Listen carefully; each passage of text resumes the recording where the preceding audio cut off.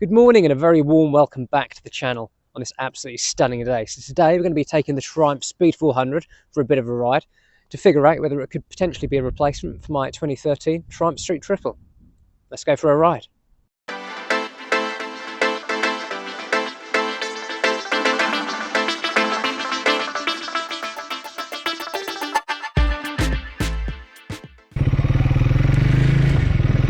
Okay folks, so before we find some slightly faster roads, let's just take her through a little village, see how she is for kind of slower and town riding. One thing you do notice as soon as you get on the bike is how light it is. It's really flickable, again a little bit like the BSA Gold Star we rode last week. It's going to be a great little commuter bike flicking through traffic. See why a lot of people go for these bikes, they're just so easy to handle. So town riding, no issues. In terms of the kind of the fueling, I mentioned last week with the BSA that I had that kind of jerky throttle at lower speeds. Now it's exactly the same with the Speed 400, but I would probably say just a little bit worse on this bike. I'll have a double check, but I'm going to assume that's because both of these bikes are ride-by-wire. And it's the first time I've ridden a bike that's ride-by-wire, and got to say, first impressions, we don't want to go out on this road, I'm just going to flick a U-turn here. Yeah, first impressions are that it's not for me. I much prefer the feeling of a normal throttle. It feels much more natural. If I'm wrong about the ride-by-wire on this, I'll let you know, but I'd imagine that's what it's got. Stunning little village here. I'm hoping you can see this on the Insta. It's absolutely gorgeous. People that live here are very lucky indeed.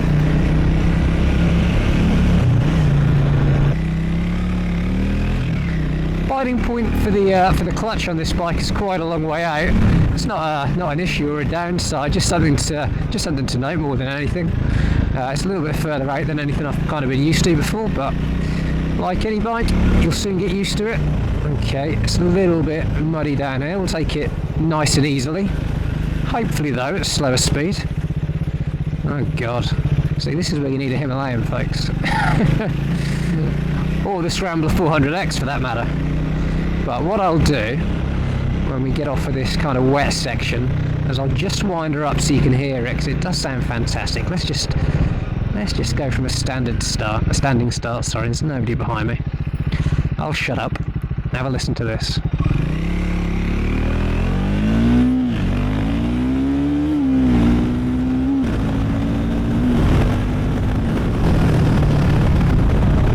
Yeah, it really does sound great.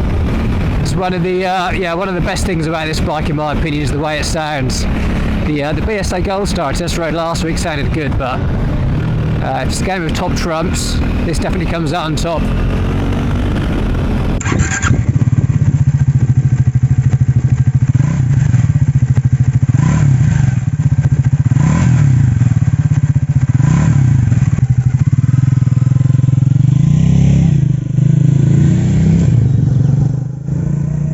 So as we're stopped at this red light, I'll give you a quick look around the controls. So nice little looking dash there. So on the left hand side you've obviously got your speedo, and then the TFT. On the right hand side you've got your rev counter, fuel gauge, your tachometer. Nice little bar and mirrors as you can see.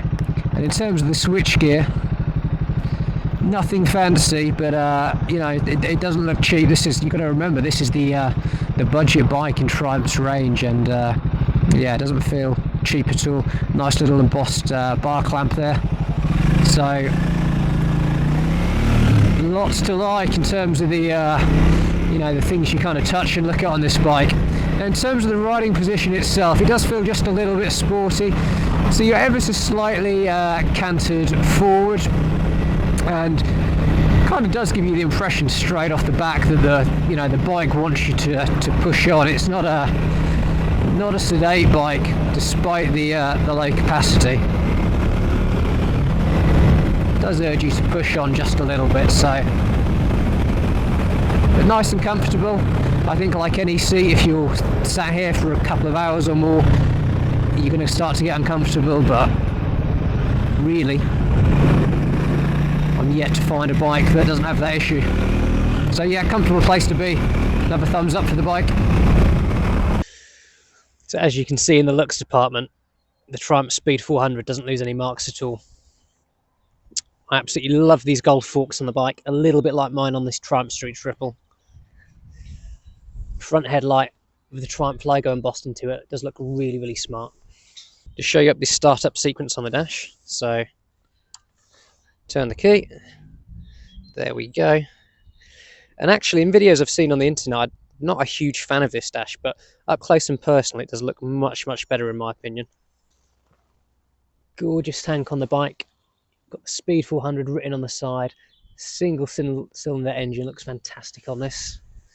I'll just take you around to the rear of the bike, and you've got the Triumph logo embossed there on the back of the seat.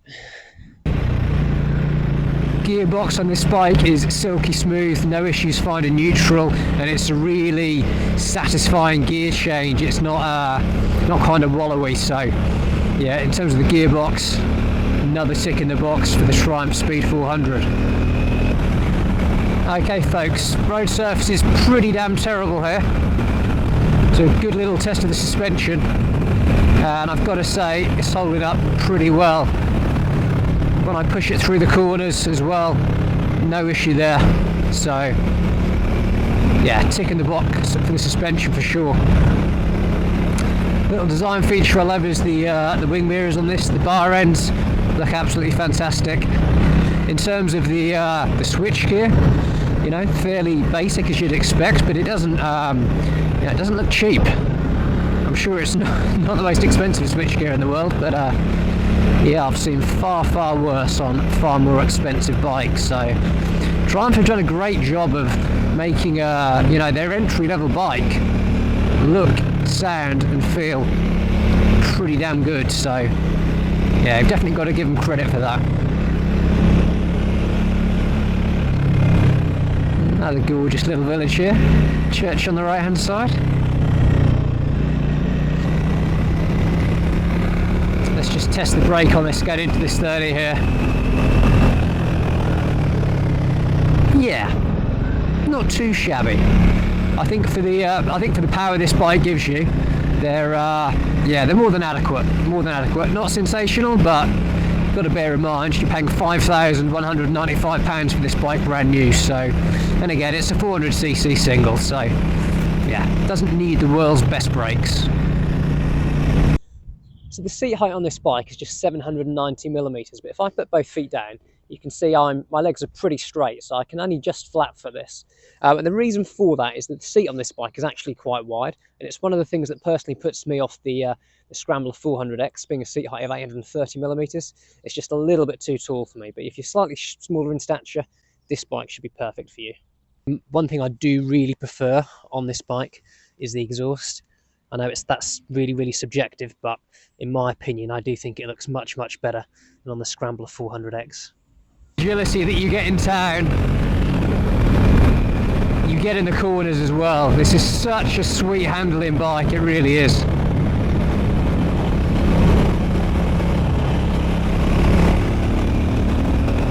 It's like a little hooligan machine, this. It just wants you to keep pressing on, which is awesome.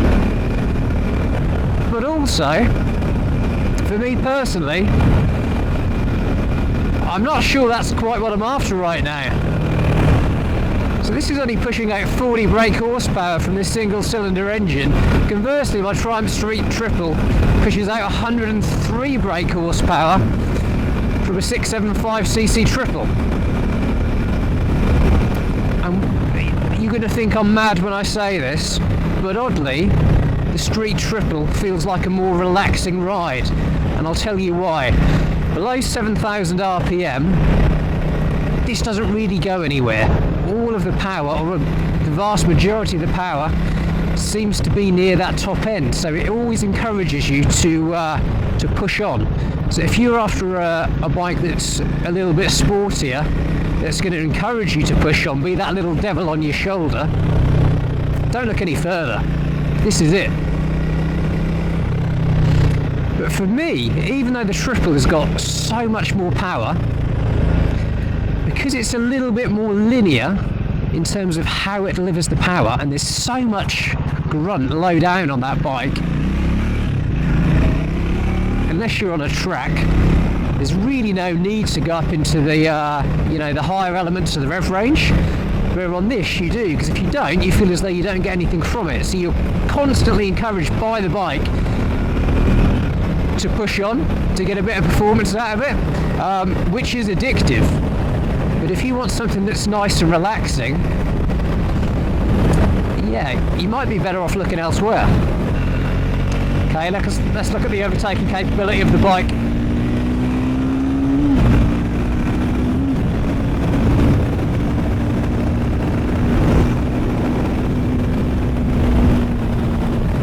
As you can see, there, does that with absolute ease. I know they're two very different bikes, but it does that much more effectively than the BSA Gold Star I rode last week. I know you're comparing apples and oranges here, but in the BSA Gold Star I didn't feel short of punch, but in the power department this just feels a step above. I think the weight's going to be a big part of that. Despite how light the BSA felt, it was actually 214 kilos, which isn't a particularly heavy bike, but isn't a particularly light bike either. And as always, folks, I had a look at the spec sheet of this earlier and completely forgotten the weight, so I'll flash it up on screen right now. But I do expect this bike to come in an awful lot lighter on the scales than the Gold Star did. Okay folks, let's take it on a dual carriageway, see how we fare.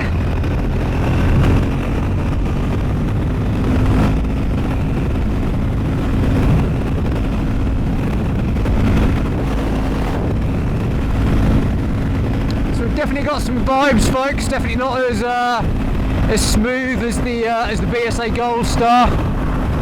Feel vibration through the foot pegs, through the handlebars.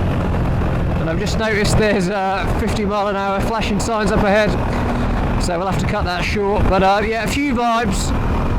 In terms of wind blast, nothing major. There's no screen to deflect dirty air up into you. But yeah, I mean, it's not a long distance tour. It's a little naked 400 single, but it can get up to 70 perfectly. And I'm pretty confident it can push on probably to 90, maybe touching 100. So. Yeah, it's not wanting for power, that's for sure. So this is the end of my time with the Speed 400. So what do I think about it? Overall, I think it's a really, really good bike. I think it does have a bit of a split personality. Below 7,000 or 8,000 RPM, there isn't really a huge amount there. But as soon as you go above that kind of threshold, it really does kick on and scream. It reminds me a little bit of a Supermoto, which being a fairly high capacity big single kind of makes sense. For what I'm looking for, I want a bike that is a little bit more sedate, that has a little bit more of a linear power delivery. It's going to sound crazy, but even the Triumph Street Triple at this moment in time for me, I think is actually a better fit, because at least that power delivery is kind of more predictable. With this, I kind of feel as though I'm always chasing that power band towards the higher end of the rev range, and yeah, for me, it's just not as relaxing as a more powerful machine, as weird as that sounds. In terms of the looks of the bike, I think it's absolutely fantastic. Hopefully you can see that for yourselves. It's just, you know, the engine isn't quite right for me. Are there any downsides to this? No, there's really not. If you're in the market for one of these bikes, I strongly recommend you have a test ride of one. Just because it's not for me, it doesn't mean it's not for you. Pop down to Webbs and Peterborough, tell them I sent you over there. They'll look after you, they'll get you out on one of these, and I'm sure it'll put a smile on your face. As always, folks, thank you all so much for watching. Take care, ride safe. Until next time, goodbye.